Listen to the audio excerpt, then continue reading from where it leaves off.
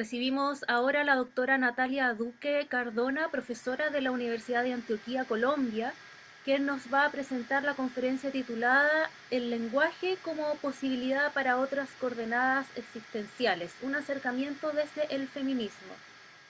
Natalia es doctora en Ciencias Humanas y Sociales de la Universidad Nacional de Colombia, magíster en Educación, con énfasis en estudios interculturales.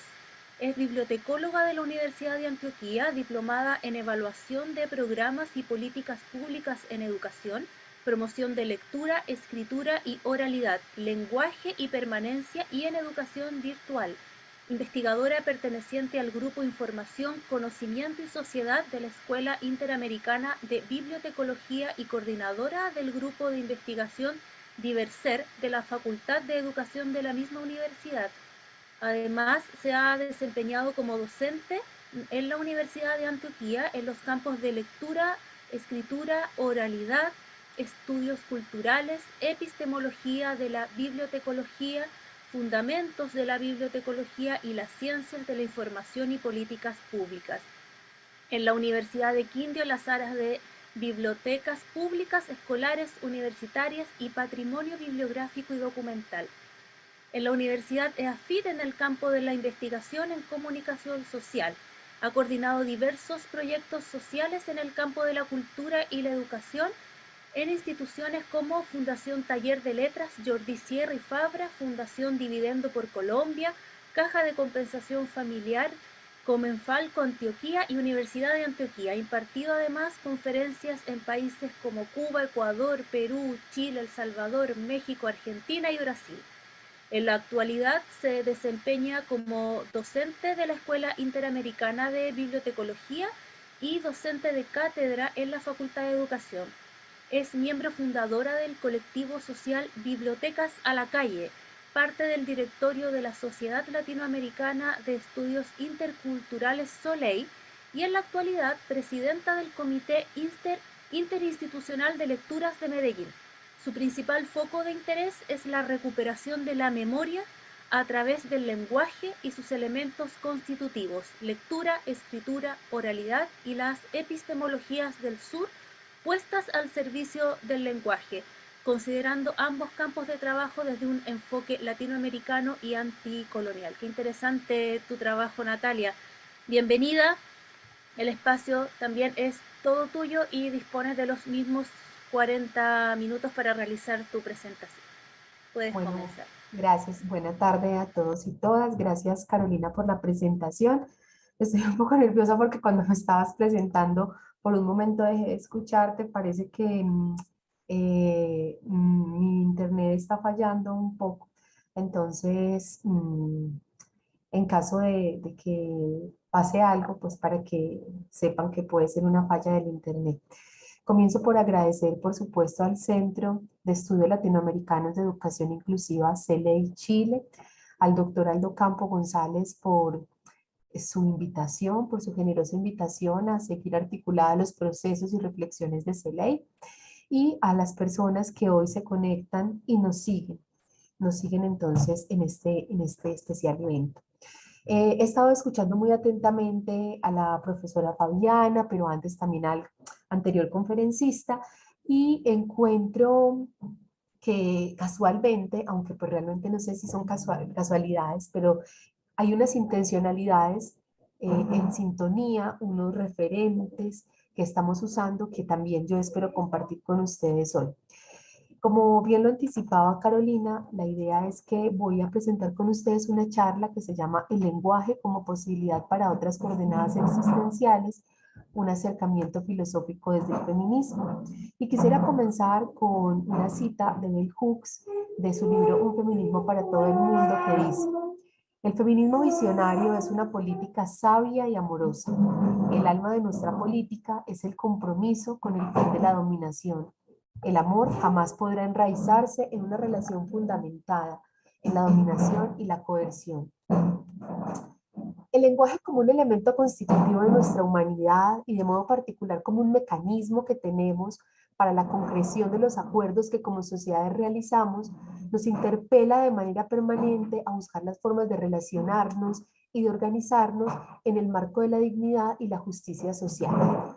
El amor como emoción política es una de ellas, y el feminismo como un conjunto amplio, no uniforme, con singularidades, pero también con plenamente plural, constituido por ese conjunto de movimientos, ideas, personas, en perspectivas políticas, sociales, culturales, económicas, académicas y filosóficas, y basado, por supuesto, en un principio de igualdad, pues la idea es que al lenguaje puede proveerle un conjunto de coordenadas existenciales para reimaginar y reinventar un mundo de la vida donde la diferencia, que es una característica fundamental de nuestra especie, sea una riqueza y no un problema. Es así como lo que espero realizar en esta charla es una muy breve aproximación a algunas posibilidades que el feminismo y específicamente el amor como emoción política le otorgan al lenguaje en el plano de las diferencias, para generar coordenadas de redistribución, reconocimiento y participación, es decir, de justicia social. Quisiera comenzar, he distribuido en unos 3, máximo 4 apartados esta conversación con ustedes, con un apartado que he nombrado a modo de introducción, una nueva cita de Bell Hooks, quien va a ser muy importante para esta conversación, a propósito del amor y del amor como una emoción política muy de la mano de Martha Nussbaum. El amor es profundamente político, dice Bell Hooks. Nuestra revolución más profunda vendrá cuando entendamos esa verdad. El poder transformador del amor es la base de todo cambio social significativo. Sin amor nuestras vidas no tienen sentido. El amor es el meollo del asunto. Cuando todo lo demás se ha ido, el amor nos sostiene. El lenguaje como una posibilidad no solo de que podamos acceder al conocimiento, sino también de ponerlo en la esfera pública, es una tecnología de poder que nos permite insistir en la búsqueda de opciones y alternativas que correspondan con los sentidos de la justicia social, para que, por los que de manera ininterrumpida el feminismo ha trabajado a lo largo de su historia. No se trata solo de alzar la voz, sino también de susurrar cuando sea necesario, de acercarnos a través de la palabra, para pensar en un conjunto de coordenadas existenciales que disten de un paradigma positivista.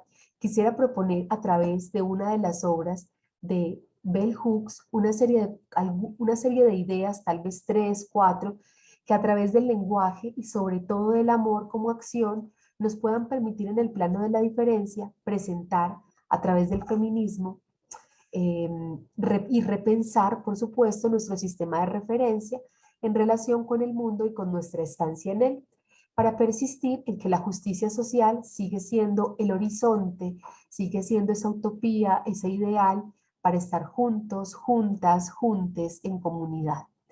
Y por supuesto, bajo una comprensión renovada que Martha Nussbaum ha dado a las emociones, fuera de esas ideas estereotipadas de irracionalidad y al contrario profundamente vinculadas con el desarrollo de capacidades humanas que nos permiten el pleno desarrollo y la autonomía como especie. ¿Y por qué observar posibilidades a partir de la obra de Bell Hooks? Un asunto fundamental es que en su obra hay un claro enfoque alrededor de la interseccionalidad, como ya lo anticipaba Fabián ahorita, a eso me refería con las coincidencias, con esa maravillosa conferencia que acabamos de escuchar de la doctora Fabiana y todo el trabajo que desarrolla. Y por eso, igual que un referente para ella, para mí lo es Bell Hooks, porque su enfoque va alrededor de la interseccionalidad, lo étnico-racial y el género, los cuales son elementos fundamentales si lo que esperamos es poder pensar, reimaginar y reinventar el mundo de la vida. Y sobre todo, una vez que ella, Bell Hooks, como lo plantea Silva, nos distancia de paradigmas eurocéntricos y coloniales, bajo los cuales se ha venido construyendo la sociedad occidental basada en explotación, injusticia, racismo, sexismo y redireccionando nuestro pensamiento y nuestra práctica rumbo a la ancestralidad.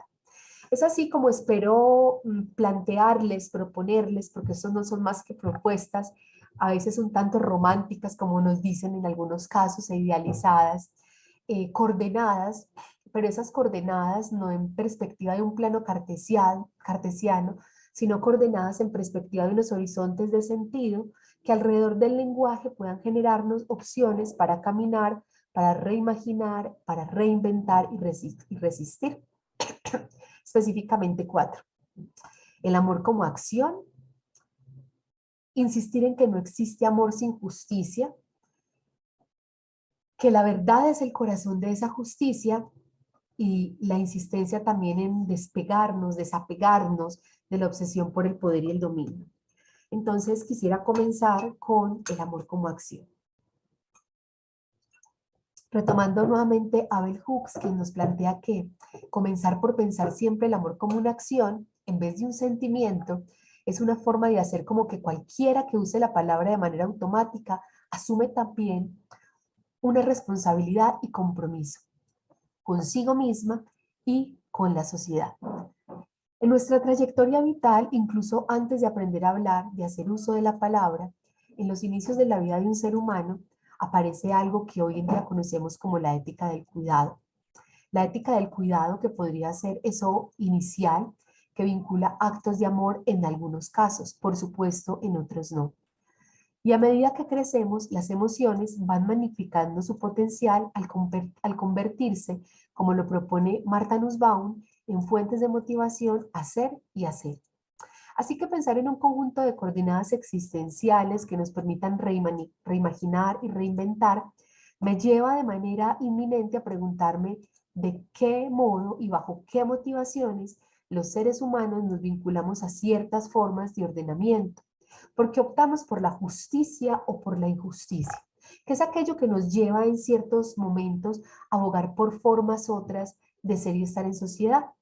Si bien el lenguaje como una tecnología de poder puede permitirnos y darnos posibilidades de denuncia, de reparo, de tránsito a la justicia social, que es aquello que motiva el uso mismo, que intenciona, que acciona esa palabra. Es allí donde aparecen las emociones, en la perspectiva de Nussbaum y comprendidas no solo como emociones, sino como emociones políticas, las cuales tienen un rol determinante. Esta filósofa norteamericana, retomando a Rawls, propone que ciertas emociones que surgen inicialmente en el seno de una familia pueden evolucionar en el último término hasta convertirse en emociones dirigidas a los principios mismos de la sociedad justas. A las personas reales las mueve a veces el amor por los principios justos, presentados simplemente como tales en su versión abstracta. Pero la mente humana, dice Nussbaum, es extravagante y particularista y es más fácilmente capaz de concebir una adhesión fuerte si esos principios elevados son conectados con un conjunto particular de percepciones, recuerdos y símbolos más hondamente enraizados en la personalidad y en la sensación que las personas tienen de su propia historia. Y es así como en este orden de ideas el amor no es solo un sentimiento, sino una fuerza movilizadora que acciona la toma de decisiones y por supuesto activa al ser humano, a hombres, a mujeres, a niños, niñas, jóvenes. El amor como acción se convierte en una coordenada valorativa que interpela a cada quien en relación con la vinculación que tiene en la sociedad, a la coherencia consigo mismo, consigo misma. Es así como esta emoción política puesta en la escena pública permite apartarse de la neutralidad, tomar postura. Decisiones que luego se hacen palabra, gestos y vida, y en el marco del trámite a una sociedad que camine por la justicia social, se soportan en un ejercicio sistemático de resistencia al saqueo del lenguaje, una vez que los contextos sociales en los que vivimos, de modo lamentable, siguen perpetuando espacios muy cruentos de desigualdad, de agresión, de violencia en toda Latinoamérica y el Caribe. Y es por ello que así como el miedo, la ira, el asco, ya son emociones políticas que habitan el mundo de la vida, pues también, por supuesto, lo hacen el amor, la justicia, la esperanza, y estas últimas dan lugar, por supuesto, a la esperanza, pero también a la resistencia, no como un acto de retaliación, sino como un ejercicio de acción política que se opone al acallamiento, a lo violento. En las prácticas de resistencia tendríamos una especie de ejercicio consciente de acción colectiva que suma y camina por acciones afirmativas. Y en el campo del lenguaje de manera particular, resistirse al saqueo de la palabra, a su despojo violento, es en sí mismo un acto simbólico, un acto de dignidad orientado a no permitir que se impongan ideas y se falte al respeto a causa de la diferencia. El amor como acción situada en el campo de la vida y convertido en una emoción política puede convertirse en una oportunidad para enaltecer la humanidad, para direccionarlo a la justicia social, a la resignificación de la forma en la que nos relacionamos con otros, con otras, con otros, que nos va a permitir no solamente saber que está ahí alguien, sino reconocerle, nombrarle y en términos de esas coordenadas de reexistencia, relacionarnos en comunidad a través del cuidado, la dignidad y la vida. Y ahora bien, ¿el lenguaje cómo encaja en todo esto? Pues la palabra hablada, cantada, ilustrada, danzada, narrada, la escuchada, atenta del otro y de la otra, es un acto de cuidado, es un acto de amor. Cuando escuchamos amorosamente, estamos accionando el amor. Cuando hablamos y acompañamos, estamos accionando el amor y abrazando a través de la palabra. A través, por ejemplo, de procesos de educación lectora, de fomento a la lectura, podemos acompañar amorosamente a los sujetos, obsequiando lecturas, canciones, escuchando, susurrando. Esto para mí, en este caso, es un accionar la palabra a favor de la vida, que es un sinónimo de accionar el amor. Una segunda coordenada que quisiera plantearles es que no existe amor sin justicia. Y allí retomando nuevamente a Bell Hooks, quisiera nuevamente citarla con una frase muy bella que plantea que la política feminista pretende acabar con la dominación para que podamos ser libres, para ser quienes somos, para vivir, para vivir vidas en las que abracemos la justicia, en las que podamos vivir en paz. Sin embargo, para comprender el amor como acción, este requiere un contexto y un concepto donde el núcleo central esté situado en la igualdad de la dignidad humana, que es uno de los principios de la propuesta tanto de Martha Nussbaum como de Bell Hooks y por supuesto del feminismo en sí mismo.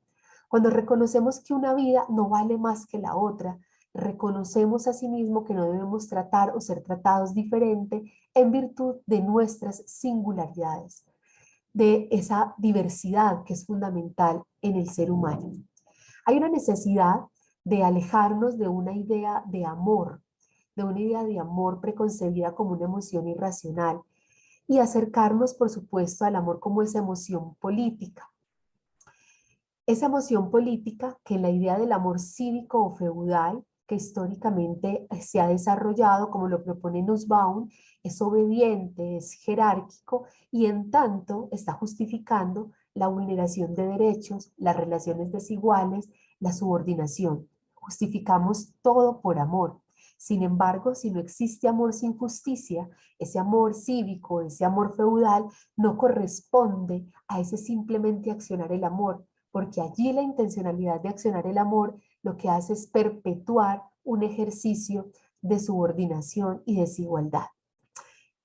Y por eso cuando Nancy Fraser nos propone las escalas de justicia como redistribución, reconocimiento y participación, pues las tres, ese conjunto de escalas de justicia están encaminadas a lograr condiciones equitativas para todos, para todas, para todas, y convertirse en un sostén respecto al merecimiento de las mismas. Y eso nos implica amar a otro, amar a otra, amar a otro, pero en un contexto que no sea patriarcal, que no sea discriminatorio, que no implique la subordinación ni la exclusión por la diferencia. Plantea Nussbaum en ese orden de ideas que la necesidad de unas emociones de interés amoroso por los otros se vuelve más patente aún y sus contornos más nítidos cuando reflexionamos sobre la amenaza que el asco plantea para la moralidad. El asco hace peligrar proyectos nacionales que implican algún tipo de sacrificio altruista por un bien común y que divide la nación en grupos ordenados jerárquicamente que no deben coincidir entre sí. ¿Qué bien común podría cruzar estas líneas delimitadoras? Y es así como la necesidad de una justicia social enmarcada en el deseo y sueño de sociedades dignas y libres implica que el uso del lenguaje en el espacio público nos convoque, que la palabra nos permita nosotrear más, reconocernos en la diferencia, llegar a las juntanzas. La palabra justa nos junta y nos convoca, nos hace comunidad, nos da la posibilidad de creer, de tener esperanza y por supuesto de enaltecer una humana condición. Y en el campo del lenguaje, de la educación lectora, que es uno de los temas que admiro muchísimo, la forma en que se lee y trabaja y en los eventos que desarrolla de manera permanente también expone, pensar en el lenguaje en términos de justicia social no solamente implica pensarlo como un derecho humano en relación con el acceso a la información o con el acceso a la cultura, sino que implica también hacer conciencia que poseer capital cultural sigue siendo en el contexto de Latinoamérica y el Caribe, tener acceso a capital cultural sigue siendo un privilegio. Y en tanto privilegio, intencionar las acciones que tenemos alrededor de la vida y del lenguaje, basado en ese amor como acción, en esa emoción política, es un reto permanente. Es un reto permanente de no funcionalizar esa compañía a través de la palabra, sino trabajar, como lo veremos ya al final de esta conversa pequeñita, trabajar hacia una alfabetización crítica que, como ya lo anticipaban hace mucho tiempo, lo sabemos los maestros Paulo Freire y el maestro Peter McLaren, busca esa alfabetización crítica, la configuración de unas ciudadanías críticas capaces de asumir una ciudadanía mayor de edad. Una tercer variable, una tercer coordenada es la verdad que es el corazón de la justicia. Y allí, digamos que retomando nuevamente la obra Todo sobre el amor de Bell Hooks, plantearía una cita para iniciar igualmente esta coordenada que dice: no tenemos que amar, elegimos amar. Cuando entendemos el amor como la voluntad de nutrir nuestro crecimiento espiritual y el de los demás, queda claro que no podemos afirmar que amamos si somos dañinos y abusivos. El amor y el abuso no pueden coexistir. Y si lo que estamos soñando son coordenadas para la resistencia y la reexistencia, pues será ineludible mirarnos a los ojos y saber que la confianza acontece. No es suficiente con estar en comunidad, siempre hay algo más. Saber que estamos del lado del otro, de la otra, implica también saber que confiamos en ese otro o en esa otra. Nos implica establecer relaciones duraderas, asentadas en ideales democráticos. Nos implica como sociedad transitar hacia la verdad, construir un espacio común en esa verdad donde florezca la vida. Y de hecho en contextos dictatoriales, como los que hemos tenido en el Cono Sur, hemos evidenciado que lo primero que se censura, lo primero que se incrimina es el lenguaje. Creo que el micrófono se abrió. No sé si hay preguntas. Bueno, creo que no. Muy bien. Y lo primero que se interpela es el lenguaje. Y por eso es que en contextos, digamos, lo que van superando todos estos procesos de dictadura, siempre hay una insistencia por la memoria, la injusticia, por la justicia, perdón, y la verdad. Porque la verdad es el corazón de la justicia y como ya habíamos anticipado, que el amor no puede existir sin justicia. Para poder tener un encuentro a partir de la palabra, pues requerimos memoria, justicia y verdad. Etimológicamente, la palabra verdad proviene del latín veritas y está en relación con la conformidad entre lo que se piensa y lo que realmente acontece. Y en este contexto latinoamericano y el Caribe, este ejercicio de la pregunta por la memoria, la justicia y la verdad ha sido una oportunidad permanente por caminar hacia una cultura de paz, por la reconciliación, al restablecimiento de derechos humanos, una insistencia a la no impunidad. Esto me lleva necesariamente a plantear que amor y verdad están íntimamente vinculados, pues al reconocer la necesidad de la palabra dicha, de la honestidad, del no ocultamiento, estamos accionando el amor a favor de la vida y la valía del otro, de la otra, del otro. No es solo un tema de empatía, tampoco es solo un tema de respeto. Es un tema de saber que a pesar de las diferencias, ese otro o esa otra merece la verdad. Esta coordenada de existencia en el campo de la justicia social La hemos visto y la hemos escuchado, y en el caso de Colombia, hoy particularmente, la vivimos. El 28 de junio de 2022 nosotros recibimos por parte de la Comisión de la Verdad el informe final de la comisión. Pero también se ha vivido en otros lugares de Latinoamérica, como es el caso de Chile, Argentina, El Salvador, Honduras y fuera del continente, del otro lado del Atlántico, Sudáfrica. La verdad nos brinda seguridad, nos abraza amorosamente para mostrarnos que hay posibilidad de justicia social, por más dolorosa que pueda ser, desoculta y pone cara a cara nuestro ser con nosotros, con nosotras, con otros. Esa, es esa verdad que, por ejemplo, en el caso de Colombia, nos muestra que reconocer al otro, al otro en su diferencia, nombrarlo, es siempre una oportunidad para estar en comunidad. Decir en voz alta el dolor causado, pero también el perdón otorgado, es un acto genuino de amor. Volvemos a la primer coordenada planteada en esta charla y es el amor como acción. Accionamos el amor a través del perdón, que nos ubica en otras coordenadas posibles, unas distantes de esas emociones políticas que Marta Nussbaum ha propuesto como la ira, el odio, la rabia y mucho más cercanas al amor. Quisiera tomarme un momento para leer un breve apartado, porque creo que ejemplifica muy bien lo que estoy planteando, que propone la Comisión de la Verdad en la declaración del informe final de Colombia. Dice la Comisión de la Verdad: traemos un mensaje de esperanza y futuro para nuestra nación vulnerada y rota.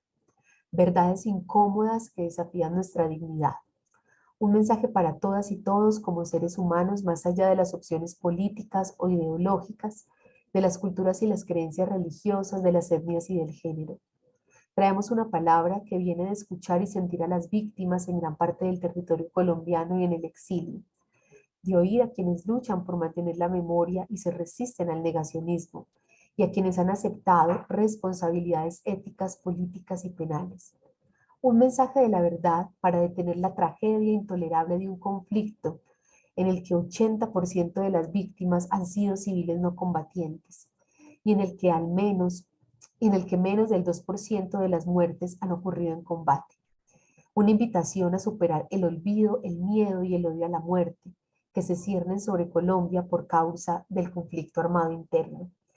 En esta declaración, que hace parte de la introducción de, de como se los planteaba de la declaración del informe final de la Comisión de la Verdad en Colombia, creo que se intenciona en esa palabra allí plasmada, por supuesto, un deseo de justicia social, pero también un acto genuino de amor al haber realizado un trabajo que espera que todos y todas las personas en Colombia podamos conocer, pero también que encontremos en ello puentes para construir un proyecto común de país. Es así como la verdad es el corazón de la justicia, una vez que nos permite encontrarnos en la diferencia para pensar en común y sumar a proyectos colectivos, donde todos y todas, desde nuestras singularidades, nos desarrollemos sin temor al juicio, al señalamiento.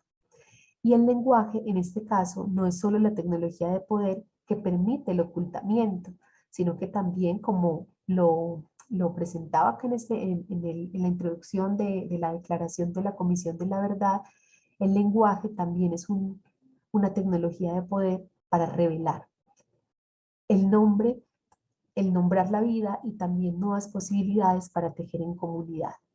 Finalmente, y ya pues con esto voy cerrando, una última mm, coordenada eh, propuesta en la obra de Bell Hooks para pensar este ejercicio de reexistencia es pensar, que yo creo que lo desarrolló muy bien la doctora Fabiana y el conferencista anterior, pues ya tenemos mucho que ver, es desapegarnos de la obsesión por el poder y el dominio. Dice Bell Hooks que la práctica del amor es el antídoto más poderoso para la política de dominación. Y es que muchas veces en nuestros actos, cuando las relaciones de poder son desiguales y no está la autoridad sino el autoritarismo, efectivamente, por más que se instaure o se plantee que hay un querer, no hay un querer genuino ni un amor profundo en términos de esa justicia social. Y ese accionar va direccionado también a otras intencionalidades de siempre no ver al otro o a la otra, por ejemplo, como un par, como un dialogante, sino siempre ubicarlo en una minoría de edad. Por eso la última coordenada existencial que más que proponer solo quisiera mencionar es esta: desapegarnos de la obsesión por el poder y el dominio, que no busca otra cosa que poner en tensión las relaciones de poder que existen en los sistemas de dominación y opresión, que acontecen en muchísimos espacios, en las universidades, en las escuelas, en las familias, en cualquier tipo de organización social están presentes y que reproducen la dominación y la opresión. En este tipo de estructura plantea Bell Hooks que donde hay amor, que donde hay opresión no hay amor. Y si la intención es ubicarnos no solo mentalmente, sino pragmáticamente y en el día a día en escenarios que nos permitan pensar otras formas de ser y estar en comunidad, pues habrá que pensarnos también cómo renunciamos a esas obsesiones por poder y dominio. Y muchas veces esto nos lleva a pensar cómo nombrar lo innombrable desde el lenguaje. Y para ello sería importante insistir en que el lenguaje, las prácticas de lectura, de escritura, de oralidad, permiten nombrar lo innombrable y de modo muy particular, tal vez algunos de las personas que nos siguen pueden haberme escuchado en otros espacios, podemos hacer uso de recursos como la literatura infantil y juvenil que nos permite de una manera que alude a la razón poética, presentar eso que a veces no sabemos cómo tratar para que incluso nosotras, nosotres, nosotros mismos podamos identificar que es muy sencillo pasar de ser el oprimido a ser el opresor. Estos cuatro coordenadas existenciales que planteé en este ratito: el amor como acción, no existe amor sin justicia, la verdad es el corazón de la justicia y desapegarnos de la obsesión por poder y dominio, espero sean en el campo de la vida, en el campo de su trasegar, de su praxis profesional, del día a día en su familia, sean oportunidades para que juntos y juntas podamos seguir trabajando en futuros más dignos y más justos para todos, todas y todos. Muchas gracias.